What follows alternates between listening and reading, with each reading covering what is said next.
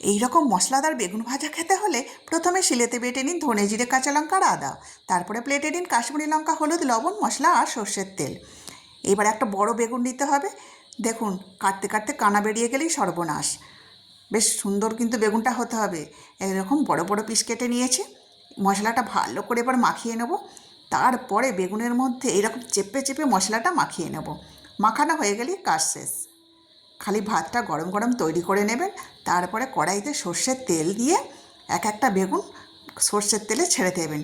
ভুল করেও আঁচটা বাড়াবেন না, বাড়ালেই কিন্তু বেগুন ভাজা একদম তার গুণ শেষ হয়ে যাবে। ধিমি আঁচে ভাজতে ভাজতে যখন এইরকম হয়ে যাবে, উল্টে পাল্টে ভাজা হয়ে যাবে, নামিয়ে নেবেন। তেলটাও কিন্তু বাদ দেবেন না, তেলে কিন্তু মশলা আছে।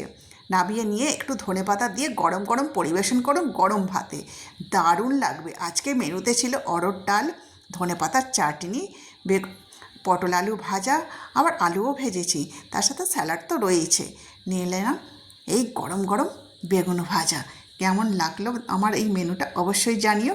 খেতে তো দুর্দান্ত, পারলে আপনারাও একবার তৈরি করে খাবেন, দেখুন কতটা টেস্টি খেতে। আজকের মতো এলাম, সবাই ভালো থাকবেন।